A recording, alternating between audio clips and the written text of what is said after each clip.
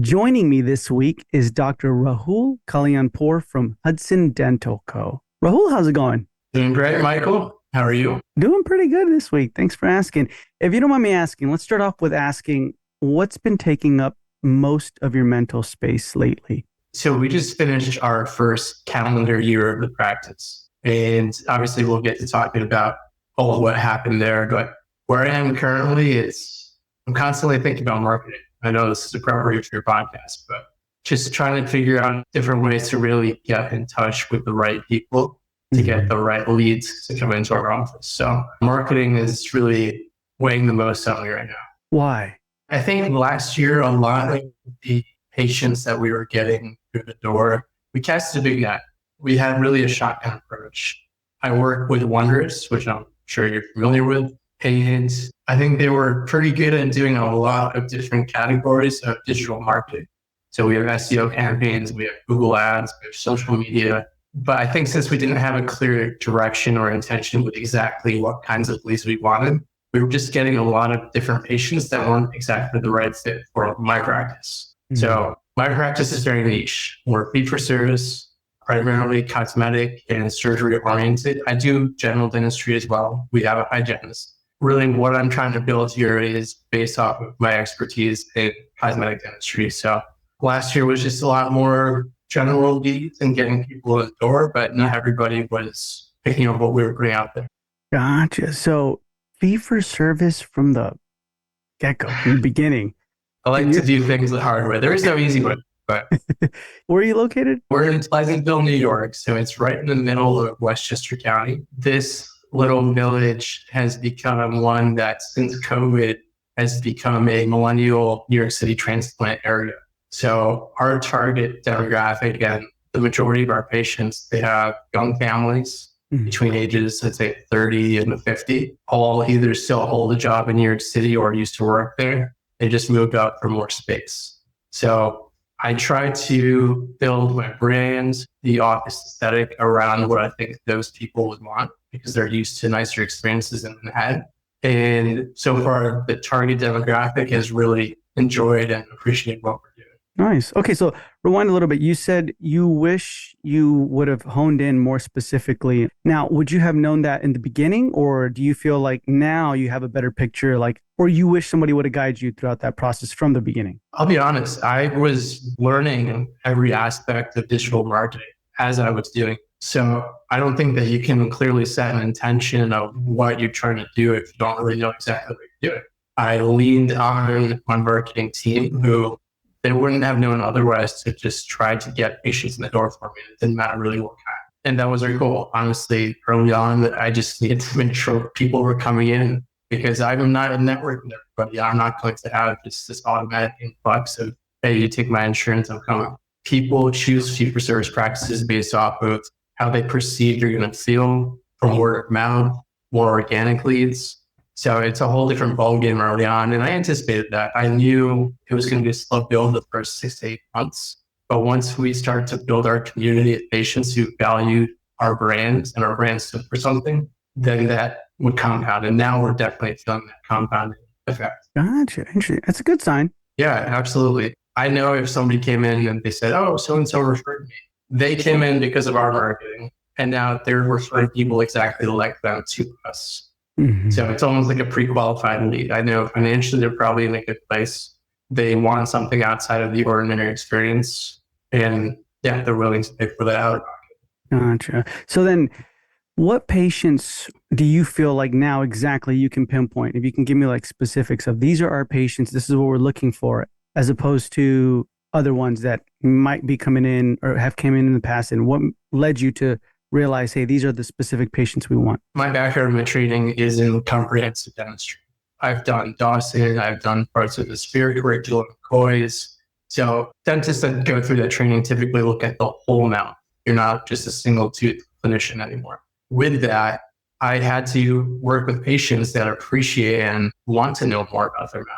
And I know this isn't in every in-network insurance setting, but a lot of the times those patients don't really care.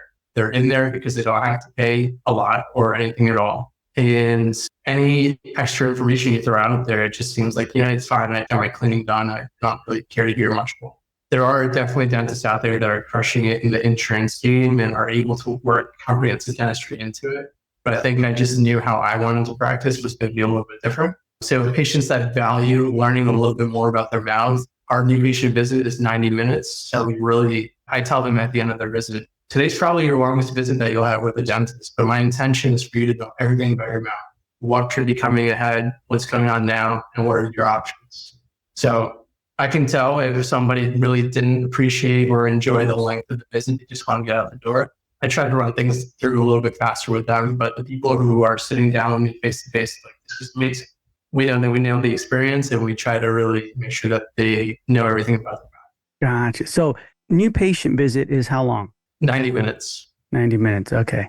And so at the end, that's how you gauge. You're like, if they're like, man, I didn't know all this, and thank you so much. And do you leave them off with something like a specific comprehensive chart or something that they can read? Yeah. So we work with Casper for our patient communications, and they have these really nicely formatted and branded forms and treatment plans that we can send the patient. So once I review the treatment plan with the patient, we text them a link that says, this is your personalized care plan. This is how we're phasing it. These are the costs.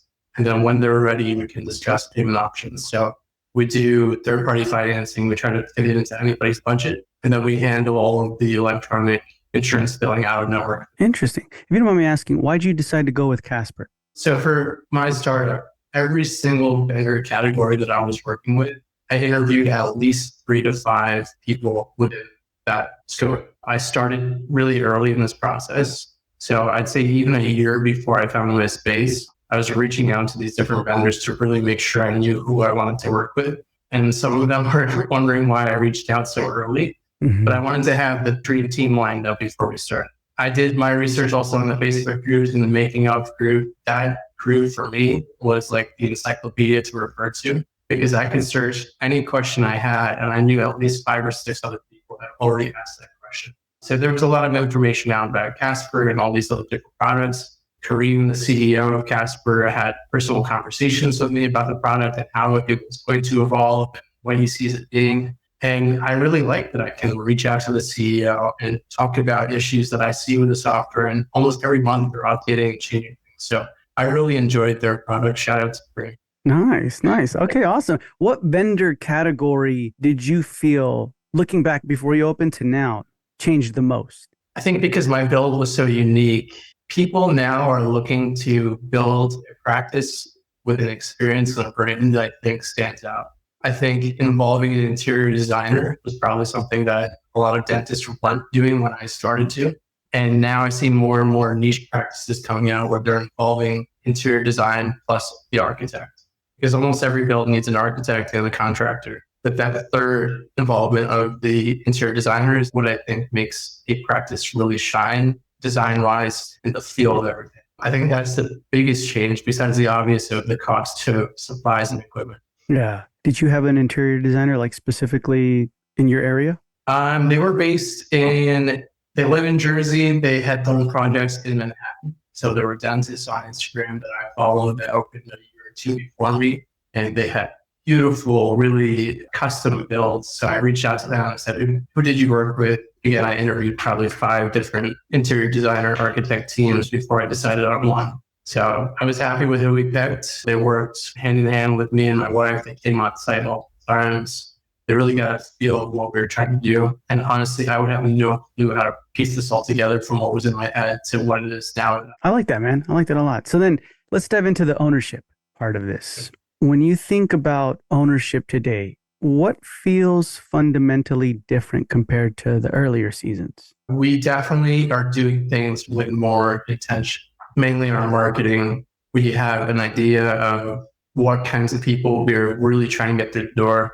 I'm leaning more into specific leads of implant and cosmetic focus leads. So instead of spending a lot of money on my digital campaigns with emergencies or preventative dentistry and things that we were doing before, which I didn't really think were high value leads, this year we're really spending a lot more time and money into the cosmetic and implant leads. So marketing with intention, trying to get more consistency of the types of cases that I want through the door.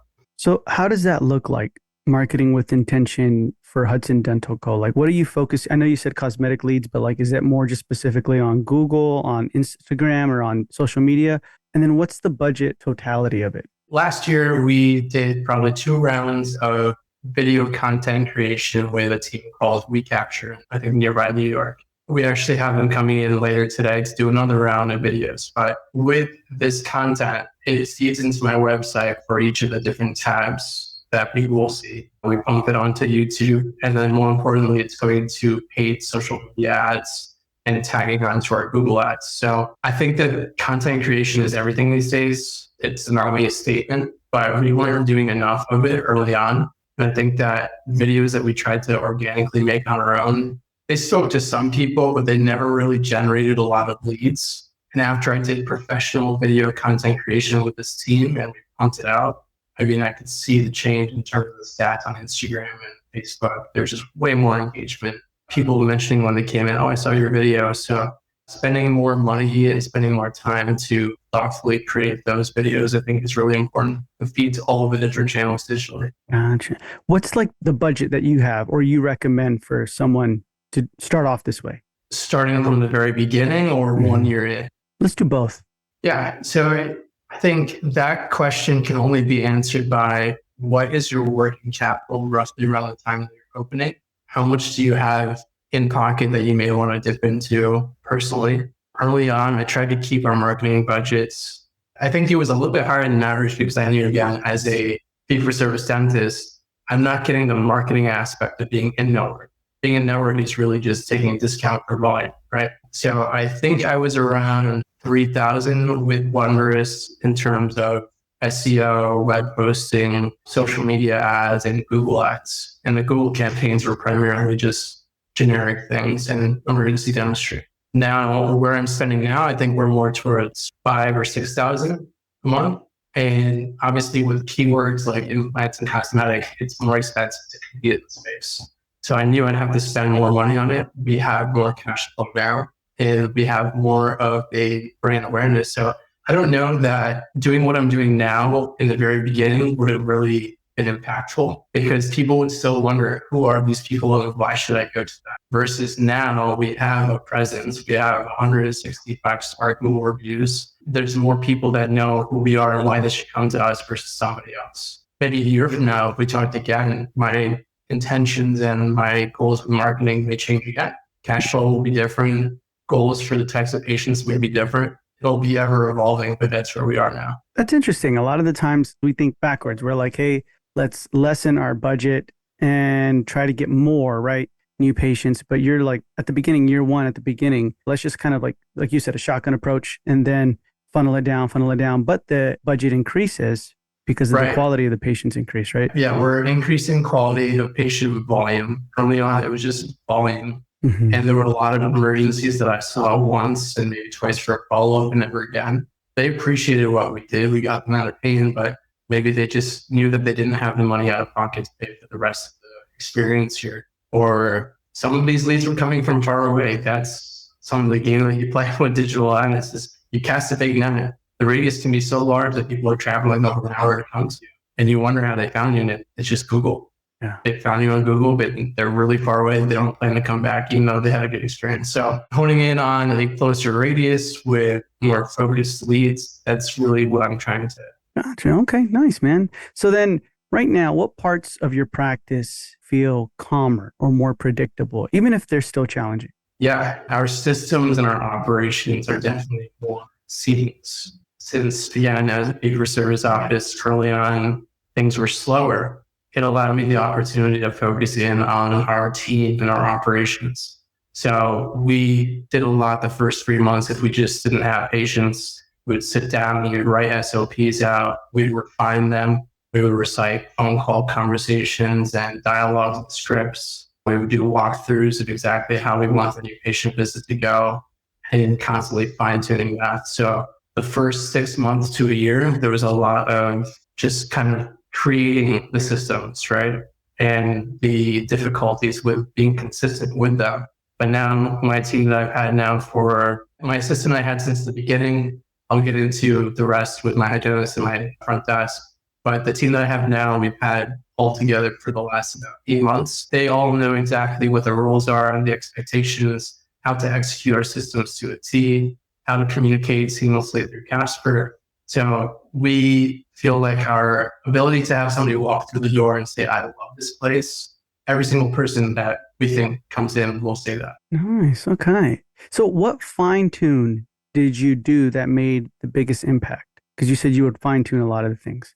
It was really just communication, because executing the actual movements and the flow through the office is one thing, but the dialogues and literally every word is planned out intentionally in our phone scripts. Seeing that take off in a way that was effective was really, really cool to see, because paper service practice, if you don't nail the conversation where every single time they're asking, do you take my insurance? It can be such a linear conversation of no buy. But we've worded things in a way where we take control of the conversation. We offer value. We try to immediately bring them into a consultation or a new patient cleaning and offer ways that we can find out what their benefits will be. So we changed the conversation that was, do you take my insurance? No buy, to do you take my insurance? And we're getting to know them and we offer value, and more of them are saying yes. Yeah. Could I ask, what is the script for that? If someone's like, hey, do you take my insurance? Now what? The moment that we pick up the phone, Adriana, who's my patient concierge, is the master at this. She has that hospitality background. So, when you talk to certain people on the phone and you just feel that warm, cozy feel, that's what she does. So you get that immediately. The patient calls and the way we answer the phone is, thank you for choosing Hudson Dental Co. This is Adriana speaking, who I have the pleasure of speaking with. So from the very beginning, she takes control. It's not just, how do you take, they'll say their name. She'll say, hi, nice to meet you. How can I help you? Then inevitably it becomes the insurance question. We're out of network, that insurance. We have plenty of patients that have that plan. They're getting reimbursed out of network. We're happy to help you find exactly how much you get reimbursed for your first visit. We'd love to hear what the codes are, and a quick phone call you'll find. And most people, if they're already doing the research of the website or Instagram and the branding, they're calling you for a reason. They want to come in, and you're helping them get closer to actually getting over that obstacle of the insurance. And if people do actually call their insurance, it is a quick phone call. They'll find out that they get 70, 80, 90% reimbursement, and then boom, they're in the door. But if you don't walk them through that extra layer, again, it's just so linear. It's no, but I'll find somebody in network. Where should I go? Interesting. So Adriana has a hospitality background. Is that something you were looking for when you were hiring? Yeah. So my first patient concierge that we hired was a bit younger. She was learning things very quickly. I don't feel like she had that just inherent hospitality feel to her. So I constantly tried to teach it. I think that's something that people either have or they don't. It's part of who you are. It's part of how you were raised. And I think your job background obviously can dictate if you learn that over time. But if you're new to it, it's hard to be overly hospitable all the time. When I eventually moved on from that first patient concierge, I did always want to have somebody who was a waitress or a bartender or a bank teller. People that are people facing. She would get tips from being like the nicest person in the world, offering you advice. I think of the best waitress that you've ever had, best restaurant, that's her. So she communicates warmly on the phone. Her vibe is matched when people meet her in person. And I tell her all the time, like, it's so important that she does that, because by the time people walk through our front area, which is just a lounge, there's nothing dental about it, I can tell they've already had that like warm, cozy feel. They're feeling good. They're happy to be here. They can tell the office is awesome. It smells great. It looks great. My assistant matches that energy. She gets to know the patient. So by the time I get in the room, they don't even care who I am. Really, they've loved everybody to think, man, it's up to me just to do the clinical work and keep up that good vibe. So yeah, it really means a lot to me when patients at the end of the visit will say, like, your whole team was so on the same level of hospitality and energy and vibe, and you guys just make me feel good. That's nice, man. So did she apply, or did you find her and you're like, hey, work for me? She was on Indeed. Okay. And I think at that point of her life, she was just leaving the restaurant world and she didn't really know where she wanted to go. When I called her and we had a good conversation and I met with her in person, I knew that I could teach her the dental and all of the intangibles of hospitality that I think are almost more important for that position she had. So the first day that she was on the phones, obviously it was a little bit rough with the phone scripts, but immediately the first phone call that she had, it was 20 times better than the last patient concierge. Even though she didn't know what she was saying, she made the person feel good and she had a conversation. It was just such a different feel. So I think it's so important to have somebody that just knows how to make people feel good. It's a good point. I like that right there. That's the quality to have, to make them feel good over the phone, in person, just all across the board. I like that a lot, man. Absolutely. So where did you notice yourself throughout this process making decisions faster or with less emotional weight than before now? And you're probably making decisions now a lot faster or with less emotional weight. Where is that at now? Yeah, I think it all comes back to doing things with intention. So now that we have our systems down, we have an intention with marketing, decision making is a lot clearer with where I need to spend my money. I think in that first year, and this is expected with startups, your overhead is crazy high. Like even when it came to supplies, if they said I needed something, we'd order. We didn't really have an inventory system. We didn't really know how much we should be ordering each time. With marketing, I was just like, this makes sense. Let me try something. So having a better idea of what ROI I should be getting from the spending that we're having, I think that's definitely clear for me now. And making decisions on that is a lot easier. That's probably the clearest answer I have for that. Yeah. So you're not really overthinking as much as, or like it's not draining you, the decisions of like, okay, my ROI, am I getting what I'm supposed to be getting? What kind of patients? So if you don't mind me asking, what ROI are you expecting? I honestly should be a little bit more fine-tuned and in touch with my CRM platform with Wondrous. I find it a little bit overwhelming. So I lean on them. We have calls probably once a month or every other month where they review all my ranking changes and keywords. And then I offer how I want to tweak things. So getting information back from them is super, super helpful. Like we had the conversation with them about our emergency campaigns last year. We're spending a good amount of money. We're getting a good amount of leads in. But I just didn't feel like they were high value enough leads to really keep up that budget with it. So we're lowering that budget, spending more towards those new cosmetics. Gotcha. So that's where the ROI matters the most right now. Yeah, for sure. If you can, Rahul, take us back to a season where ownership felt heavier than it should have. How did that weight show up day to day? 3 months after opening my office. So we opened June of 2024. September, we had my first child. So my son was born. My wife and I were like, you know what, let's just do the two hardest things possible. Open a business, have a baby. What could go wrong? Yeah, I mean, between the sleep deprivation, the added responsibility, those early days, you feel like you're in the trenches, both at home and at the office. You're building something at the office where you don't know if it's really going to stick yet that early on. And then knowing that you have an extra mouth to feed. And in a way, it lit a fire underneath me that I really could not fail. And luckily, my wife is very supportive of my ideas. She knew that what I was trying to build was different. She believes that I'm a skilled clinician. I don't ever like to talk about myself in that way, but I do take pride in the work that I do. So she was very supportive, but that time, those first 6 months were brutal mentally, emotionally, energy-wise. And I'm glad that's in the past. My son is 15 months old now, and it's a whole different phase, and it's fun. And now that things are a little bit lighter in the office, both parenthood and startup babies are similar and require different energies. But you go from one space here to the other space at home, and it never gets easier. It just changes. Interesting. That's a lot. So I guess like what responsibility did you feel personally stuck holding, even though it probably shouldn't have lived with you? Meaning like looking back now, you're like, man, I was way overthinking that process. I'll give you an example. You could agree or disagree. Sometimes we feel like work stays at work, home life stays at home. When I can't talk about it, but then you get home and you're like, I'd love to bounce this idea off of somebody, but I just can't with my wife.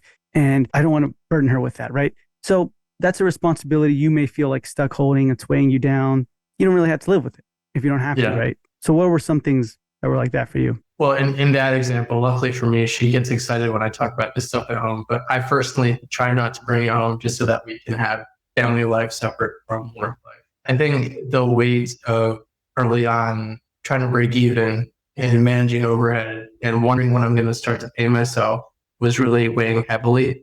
Luckily for me, I opened just being open 2 days a week in my office. And then I had an associateship since 2019 where I was there 4 days a week, and that place really helped me grow my career. I was able to take a lot of seat. I built up a patient base there. So I had the income from the associateship, and then we slowly tapered days over to my schedule. So financially, between my wife does well for herself and what I was doing with the associateship, I don't think we were ever truly concerned about, are we going to pay the bills? But I was deep down wondering, when is this business going to pay off? Mhm. Right. And because my concept was so radically different, you're almost trying to think to yourself, was my concept too different? Do I need to hit the panic button and enroll in insurances? Or do I stay true to what I believe in, how I want to do dentistry and how I see dentistry? Interesting. Did you almost hit the panic button? Very close to it in the first 6 months. Yeah. There were people that would come in, and there were employees of the village, and they're like, well, if you enroll in such and such insurance, I can guarantee you that the whole village employee team is going to come and be your patient. I'm like, wow, that sounds nice. But I also don't want to take a chance. Yeah, because I was going to ask you that. Would you rather have taken insurance? Man, let me just take one or two, right? Kind of a thing, and then slowly back out. Or were you hitting the panic button in the sense of like, I'm going to just shut down and I'm going to be an associate and I love just getting that paycheck and going home and not even worry about it? No, it was never from that perspective. It was just when you open a business, you feel validated when there's people coming through the door. Now, the misconception in my situation is volume necessarily would not have equaled success, because success for me was the right patient aligned with what we're doing that will tell other people. So I knew that our growth curve, if you took like a fully in-network PPO dentist versus who we are in the first 6 months, the right PPO dentist in the right demographic and setting will be pretty busy early on. I knew that we were going to be here. Where the PPO setting sort of plateaus is where we're in kind of 1 year, year and a half, 2 years. We're building a community of really high value patients that appreciate what we do and spend money out of pocket for high value procedures. That's when we start to outgrow that plateau of the PPO office. And that's how I saw it. So I wanted to feel busy for the sake of having people come through the door and feel validated for my business. But at the same time, being true to myself and business concept that I had, I knew that it just meant more about having enough of the right people aligned with our practice coming in. So I'd rather have one person that is 100% down with our practice that'll tell 5 other people come in versus just being slammed with 5 Delta patients that are just there because they don't want to pay.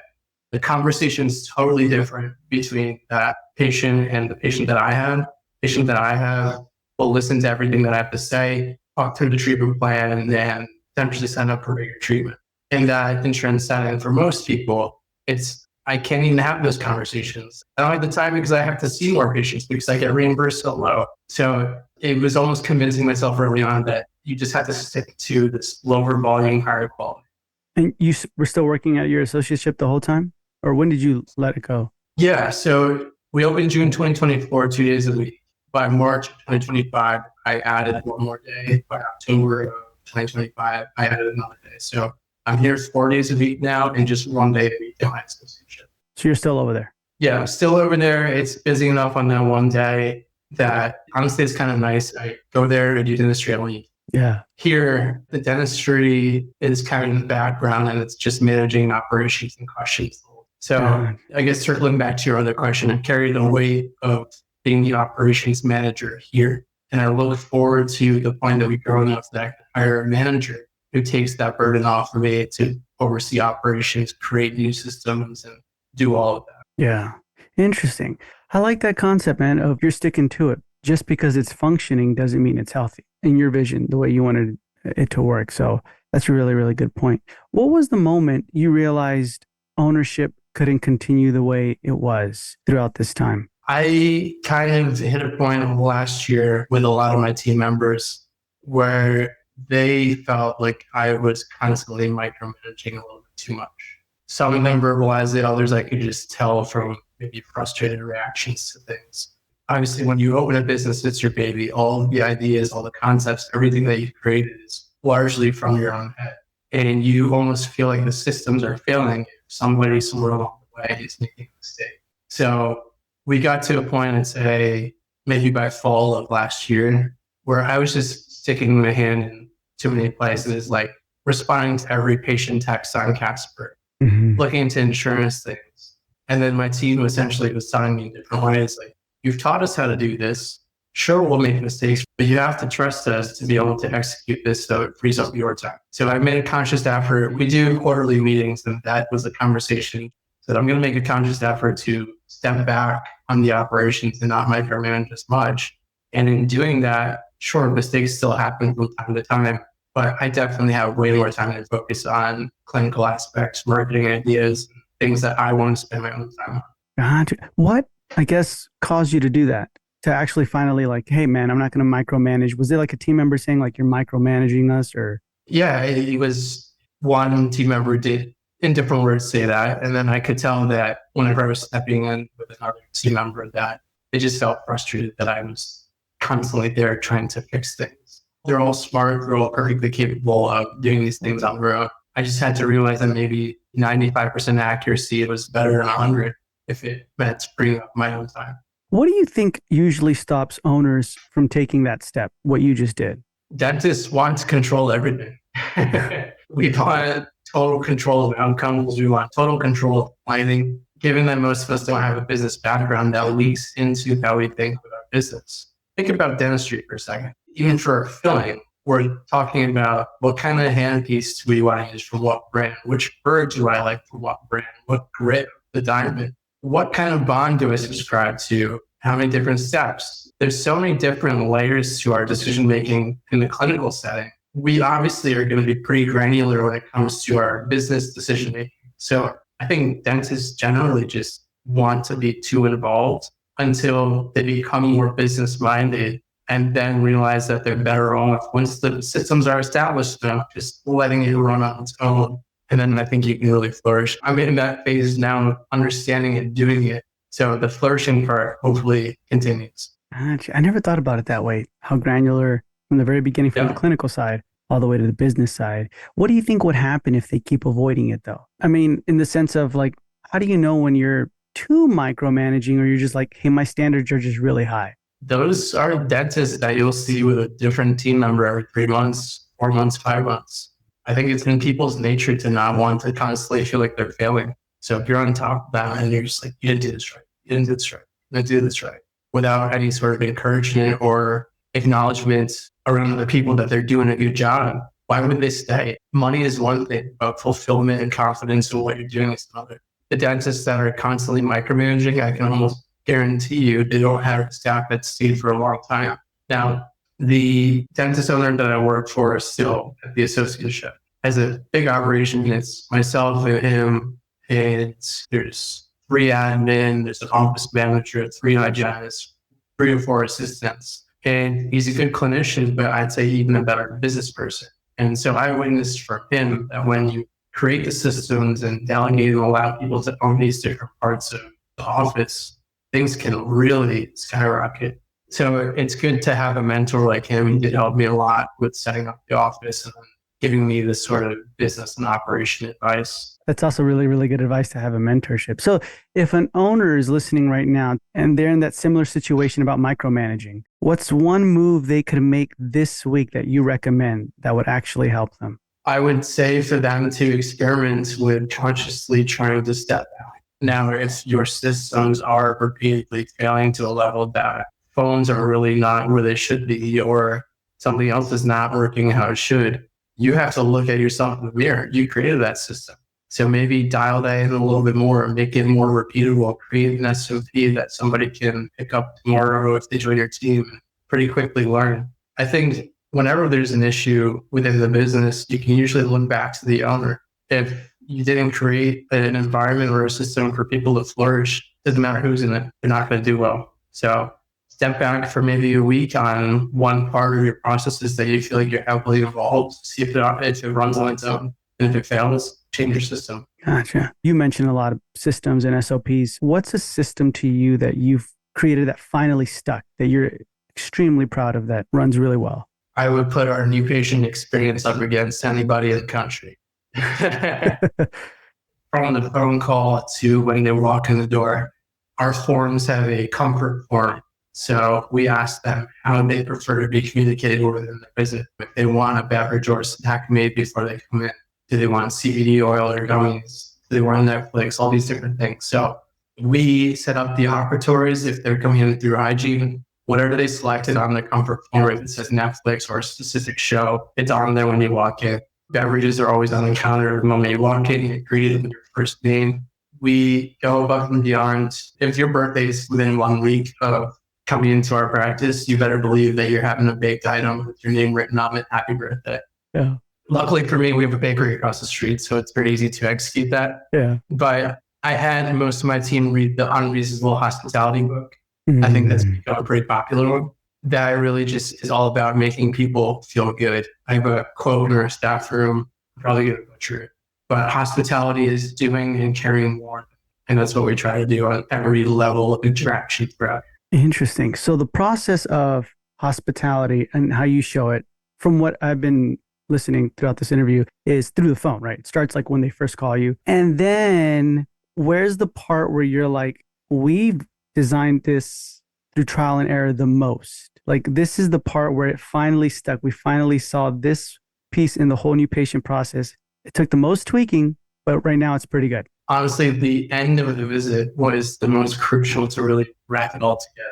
I think when it came to actually selling treatment planning with a patient, we decided after a few months that trying to have that conversation in the hygiene chair after they've already been here for a while, people just felt fatigued being in that setting. So I take them into the consult room, which is where we are now. We have a TV next to me. And in very simple terms, I break down what I'm seeing and what the plan could be. So making that tweak to having discussions face to face in a different room and taking them out of that environment, I think was a real game changer for us with converting treatment and treatment plans. And then we made the decision to do all payments and transactions in the back of office, not at the front desk. Mm-hmm. So getting all team members comfortable with having financial conversations in the back, taking payments sometimes in the operatories was tough.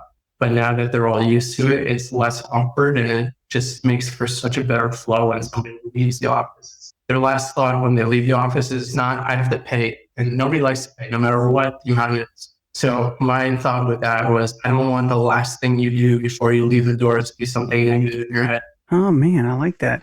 What is the last thing that they take, a hygiene kit, or what is the? We will have whatever jacket they brought with them already ready up front. We have a branded bag with branded Risewell, toothbrush, travel kit, and all that. Chapstick, QR code for review, and a few other goodies in there. And then Adriana just does what she does and makes them feel great on the way out. So it's rare that people leave here like grumpy and like irritated. I like that thought that you had. Hey, they're probably fatigued already after being there for a really long time. You can see it in people. Yeah. Yeah. And you're just when like, you have conversations with people and they're just like, please just wrap it up. I'm done. You got to do something. You can read it off their energy. I've never been told that. But honestly, seeing that, it would cause me to rush instead of thinking like, let's move them. You know what I mean? To something more comfortable. But that's again where like you can't do that in the heavily network setting. You don't have the time. Volume is everything. So people are used to having that rushed interaction versus I tell people when they say it back to me, like, I'm so glad that you guys take the time to do this. I'm like, transparently, I couldn't do this if we accepted insurance. So that's part of why we are stuck how we are. I'm not relying on volume. I'm relying on our quality interaction. Everything, as you can tell, that I've set up is intentional. I wanted to practice in a way that I didn't feel stressed out. I didn't feel rushed. And I could do the dentistry that I wanted to at a high level. Yeah, I love it, man. So if someone listening is one step behind where you were, what's the one move they should make this week? Think about it like they're one step behind building a fee-for-service startup. Like they're in the process. They're like, I think I want to do this all fee-for-service. Just jump in. Some people are telling them like, no, go with insurance first and then slimmer down. Yeah. The most critical thing, obviously, is just finding the right demographic that could support this style of practice. What I do here would not work in the hometown that I grew up in. So I very intentionally found a place that I knew at the time had the right demographics, but also was growing. And then secondarily to that, I read a really good marketing book that was recommended to me, Building a Story Brand. I think it's Dan Miller, could have butchered the author there, but in that he has an exercise where he tells you to dream up your sort of avatar of the ideal patient. Picture who they are, what they do, where they work, what clothes they wear, what are their actions throughout the day. Do they go to Pilates? Do they pick the healthy place down the street for lunch? And you can get in the mind of that person that you created in your head, then your marketing should speak directly to that person. So that's this one step behind, create that avatar of that ideal patient that you want to see 80%, 90%, 100% of the time in your chair. Early on in the process, I laughed to her a lot about when these people would come through the door. Like the avatar came in, that 35-year-old that lived in the city, that has 2 kids, that goes to Pilates, that shops at Whole Foods for a grocery and drives a luxury car. They're in, they told their family, they told their loved ones, they love the experience. So when we nail the avatar in the door, I'm happy. Yeah. Would you say you nail the avatar first, or like get the avatar first, then start doing the demographic I around think it? that's also a logical way to approach it because, yeah, you have to envision who you want to practice for and what their habits would be. And then you can dive into what part of the country you're trying to do that. Gotcha. Okay, interesting. One of the last questions we normally do on the podcast is we ask the guest previously what's one question they want to ask the next guest. And so this one's from Ryan Johnson. And so what's the most exciting thing you are looking forward to in dentistry in 2026? I like to stay on top of everything digital. And where I see the most exciting changes is the AI involvement in dentistry. So over the past 3 to 6 months, I use a smile preview software called Smile Cloud. They created this feature where not only do you get a 2D before and after to show a patient before they sign up for treatment, we can click an AI video button and it shows that same preview with the patient speaking. So that alone has increased our case acceptance because people look at it and they're like, wow, this is way more real. To answer that question, it's seeing how many more mind-blowing things like that AI can create with dentistry. Because digital dentistry to me is fascinating. It makes things more predictable. It makes things easier for a clinician and generally happier patients when you're doing things predictably. Gotcha. Interesting. Yeah, AI is like it's coming up fast, right, in dentistry. Yeah. So And I'm not talking like AI diagnostics, like AI diagnostics in dentistry. It's there. It's a cool feature. Highlight where cavities are. But AI involvement in cosmetic end of things, or even digital planning of some aspect of something that I do. If you can automate a process that previously took me a long period of time to do so, that's cool. That's really huge. Yeah. Awesome, man. So what's one question you'd like to ask for the next guest to answer? What does your practice ask of you that you didn't expect when you became an owner? Nice. Awesome. I like it. Rahul, thank you so much for being with us. It's been a pleasure. But before we say goodbye, where can people find you? So I have 2 Instagram handles. One is primarily directed towards dentists. It's Dr.Kallianpur. And then the more patient-focused one, just about our experience and who we are, is just Hudson Dental Co. So you can subscribe to either or both if you want to, but you'll see our journey from the beginning and to where we are now, and hopefully something that you enjoy. Nice. So that's all going to be in the show notes below. Rahul, thank you so much for being with us. It's been a pleasure, and we'll hear from you soon. Thank you, Michael. Take care.